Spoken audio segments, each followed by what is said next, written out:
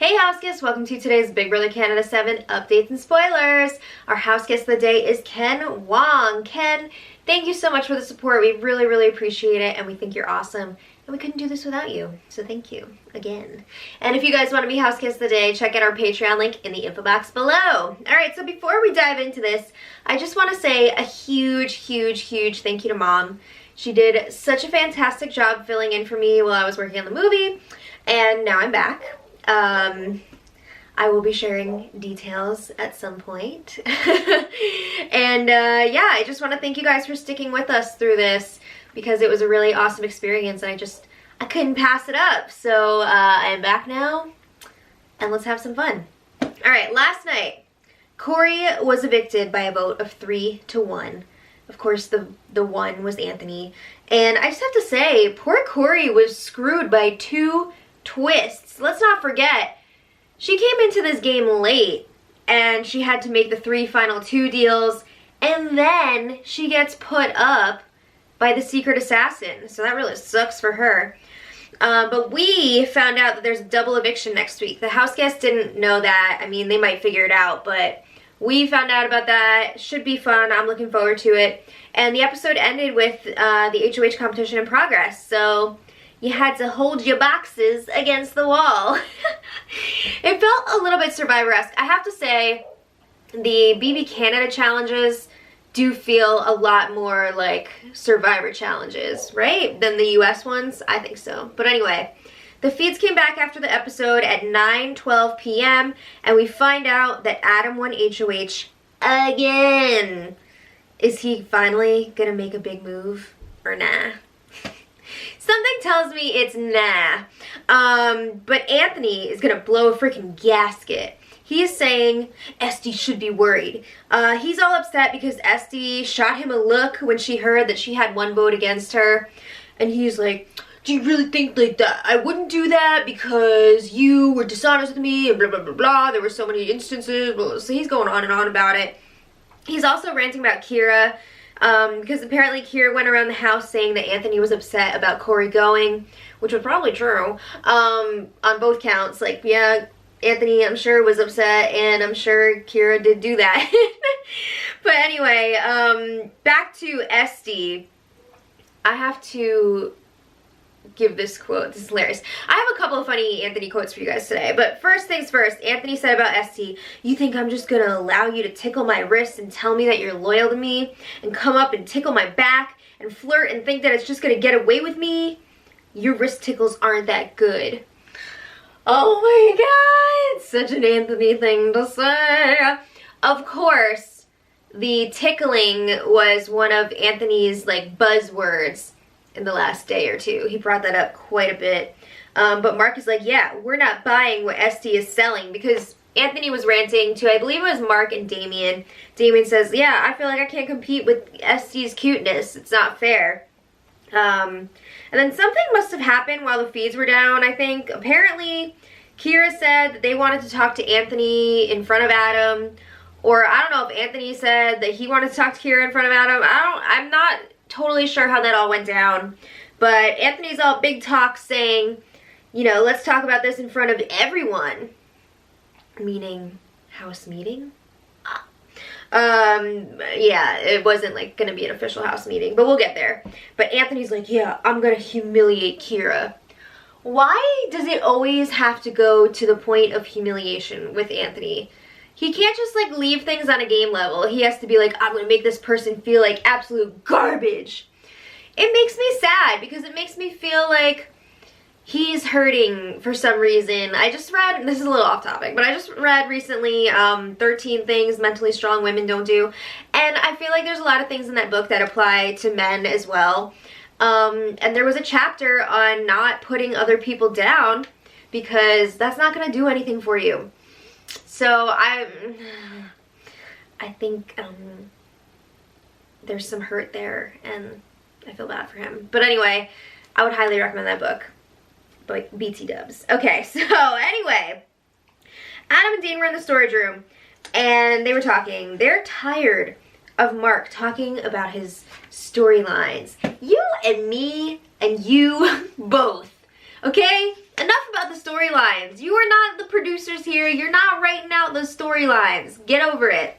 But Adam is asking, what should I do? Who should I put up? Because Adam is going to listen to the last person that tells him what to do. So Dane's like, I don't know, it's going to be a hard one this week. It seems like they're considering putting Mark up as a pawn. I don't think they want to like target him at this point. Maybe they do. I don't know. Maybe they're thinking, you know what? If he ends up going, it's not the worst thing in the world for us. But Dane says that Mark is a joke. He made it seem like he was going after you last week. What was that all about? So Dane is also pissed at Mark because apparently he ate right in front of him and Dane is a have-not again. Isn't it crazy when these kind of things come into play here? But Dane is a have-not along with Anthony, Kira, and Damien. So they have 4 this week. That sucks. Alright. So then Adam and Kira were chatting in the living room and Kira's like, is Anthony pissed at me? And Adam tells them, you better prepare for some drama. Anthony just lost Corey. He just lost the HOH competition, and I guess he was close this time. And Anthony's a have-not. He is furious right now. So Kira's like, I'm kind of scared. He's a big guy. He's effing terrifying. Kira's really intimidated by Anthony's energy. So Adam says, well, there's nothing to worry about if you haven't lied. Okay, so then Anthony joins them, and in my opinion, Anthony was very condescending in this conversation. But Anthony says, I'm gonna whisper, and I'm gonna sit on the floor so that you, Kira, don't think that I'm being dominant. Oh boy, that's how you're gonna play this? Really? So now I'm going to give you the quote of the day. I'm going to give it to you out of context first and then I'll explain it, but you have to hear it first, just like on its own. So Anthony says to Kira, the way you've been acting the past few weeks has been very Mark-ish. Your balls are dropping, you're struggling to hold on to them. I'm sorry, I just thought that was so funny. But anyway, he was making a reference to the balance of power competition when they had to go across the balance beam over and over again and they were holding that, like, what would you call that? I don't know. They were holding that, like, shelf and then they had the balls on there and they had to go across with like 25 or however many it was.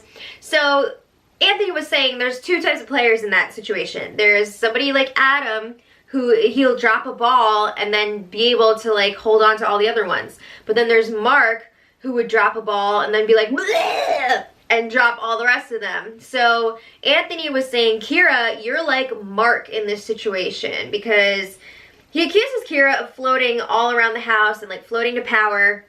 And Kira's like, whoa, whoa, whoa, whoa. You were avoiding me because I wanted Corey to go and you didn't agree with that. So like that majorly, you know, fractured our relationship. So it wasn't like I just abandoned you. And Anthony is like, I feel like I got cheated on by a girlfriend, blah, blah, blah. And he said, you had the audacity to ask me in the pantry if we're good. That just made me think of, did you guys see that meme online, Harry Potter, and the audacity of this bitch? I love that so much. Okay, anyway, Anthony is pissed that Kira was trying to paint a picture that he was furious about Corey going this week. And he says, Kira, you can't draw. I wasn't fuming. This is a game. Yes, it is a game, so stop saying you're gonna freaking humiliate everyone. But Kira says, you were fuming. So then Anthony tries to redirect the conversation, and he's like, Kira, how many weeks have you been coming to me saying that Adam and Dane have to go? And Adam says, Anthony says, Kira has been screaming it since week 2. Screaming it. So Kira does admit, yeah, like I said that Dane's gotta go. I said that Adam's gotta go when I was trying to save Chelsea. But Kira says, other than that, they were not throwing Adam under the bus. And Adam's like, I believe this, because Adam was there listening. So then Kira says, Anthony, you've been constantly planting seeds of doubt in my head. You know, you've been causing me to question all of the people that I'm working with. And I never said to get Adam out. And Kira also says, you think you have everyone figured out? Well, buddy, I have you figured out too. Kira says that Anthony plays with the strong players and mentors the weak and the vulnerable. I mean, Kira pretty much nailed it there, right? That's a pretty accurate read, I think. And Anthony says, you are definitely weak. What the frick? What are you doing? What are you doing? Okay, so Kira says, I'm not weak. So at this point, the conversation's happening in front of a bunch of people. They're all listening, and Anthony's also talking to Este at the time. I think one of the big points of discussion here is like who was lying to Corey about the backdoor plan, and that whole thing came up a bunch. And then, of course, Anthony was talking about Kira tickling bellies because he said that Kira was throwing Este under the bus all week to Corey, and then all of a sudden, Kira's now tickling Este's belly. Okay, it's just one of those things that he latched onto as usual. So yada yada yada, Kira was accusing Anthony again of planting seeds, saying, you're vague with people so that things will never come back to you or on you, whatever. And Anthony's like, I don't say anything incriminating. I haven't since day one. Why do you think I haven't touched the block? Kira! You said it so weird. So then, you know, he brings up the whole ball comparison again, and then a few minutes later, Anthony storms off, and he tells the cameras, that was for Corey. That was for Corey. Kira was in tears. Alright, so then after that, not long after that, Adam got his HOH room. We didn't get to see the reveal, but there was an audio leak of his message from his mommy, and she was like, we're all so proud of you, blah, blah, blah, yeah. Okay, so then after that, it was time for the pretty boys to figure out what's going to be happening this week. So I'm just condensing this, and I'm giving you guys, like, the plan pretty much that they came up with, because it's just too tedious, I can't. So, Mark does not want to go up this week. I mean, obviously, he put up Adam when he was HOH, and Adam didn't like that. So now Mark is trying to make sure he's not going to go up on the block. But wouldn't that fit Mark's storyline? Right? Wouldn't Adam want revenge on Mark? So Mark comes up with this thing. He's telling Adam, if you put me up on the block, and I'm still up on the block and it comes to a vote and it's a tie, and you break the tie in my favor and keep me, then it's going to look really bad. You know, it's going to look bad if you're saying that you're targeting me and then for some reason you keep me in the tiebreaker. So, if you put up Damien and Este, you can pretend that I'm the backdoor target. If the pretty boys win the veto, we'll leave the nominations the same and we'll get rid of Damien. If the veto is used, just put up Kira as a pawn, and it is what it is. It's going to be less damaging than Adam saving Mark in a tiebreaker, so they say. So Adam's like, you know what, whatever. At this point, he's like, pretty boys are going to the final four. He would like to just reveal it now and be like, yo, these are the boys, what's up, squad up. But then he's like, no, I guess we can't do that because if somebody else wins HOH, they'll just automatically put up two of the guys. So it's not time for that yet. Ugh. Okay. So then later, Kira and Anthony chatted much calmer, whatever. And they agree, no matter what, they're going to be good socially. You know, game stuff aside, they're still friends. I guess they made up-ish. I mean, is there really ever any, like, forgetting in this house? I don't know. So then this morning, Adam and Dane were chatting in the HOH room, and Adam reveals to Dane that he was the secret assassin. I mean, didn't everyone pretty much already figure it out anyway? But he confirms it. He told him how it all went down. Yeah. And Dane was like, thank you for telling me. And he promised not to tell anyone else, so we'll see. But then they were talking about the plan for this week, you know, about how they're gonna fake everyone out and act like Mark is the backdoor target, but the target is actually Damien, which is a bummer, but at the same time, Damien is not really doing that much to secure his safety here. I mean, he just doesn't have any knowledge of the game, which is unfortunate because he is a likable person, but he's just not good at this. He's not cut out for this game, so it sucks to see that, but what are you gonna do? But on the other side, it seems like Adam is still really pissed about Mark putting him up last week. So, like, maybe he's gonna put up Mark? I mean, there's still time, you never know. But wait, send in Anthony to get Adam to do what he wants. So he's trying to convince Adam to put up Kira instead of Mark. And Adam's like, no, I don't want to do that. Because Kira is a pretty close ally for Adam. It would make no sense for him to put Kira up on the block. But he does agree to put up Damien and Este and follow through with this plan of being like, Mark is the backdoor target. They might even have some sort of fake argument. Who knows? Is Anthony a hypnotist or what? I mean, you gotta give him credit for his skills here. Is he an annoying personality to watch? Yeah, but he's obviously very good at this game. Okay, so then the pretty boys decide they're gonna start this plan in motion. So they hold a house meeting with everyone except for Mark. And Adam's like, okay, like I want to backdoor Mark this week, blah, blah, blah, he's the target. But I need to figure out who I'm gonna put up on the block. So we need to come to a decision here or else these candies will decide. He's gonna pull one of those where he's like, okay, you have this color, you have this color, you have this color, whichever one I pull, like you're up on the block. So, yeah, freaking right. This is all for show. They know exactly what they want to do, and they are just messing with the non-pretty boys at this point, and it's pretty lame.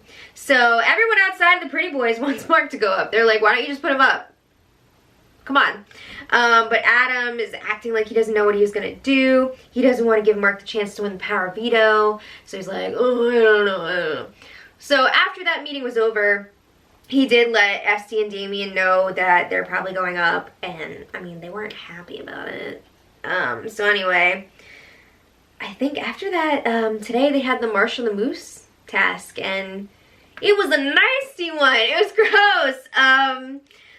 Dane put his teeth in Kira's tea mug. Gross. Then he got Este to put his teeth in her own mouth. Gross. And Big Brother then gave them stuff to make cookies because they were like, oh, the have-nots have it rough. Like, let's have some cookies for everyone. And Dane slipped something into the batter and then was like, where are my teeth? So, like, I don't think he put his actual teeth into the batter because I'm sure those were very expensive and I don't know how well they would do in an oven. But anyway, he did slip something in there and then Kira was freaking out like, oh my god, there was something crunchy in my mouth, blah, blah, blah. So, yeah, I don't know if Big Brother told them yet what happened, but I feel like he probably did complete the task. So, I'm assuming they're going to have some sort of reward today. We'll see.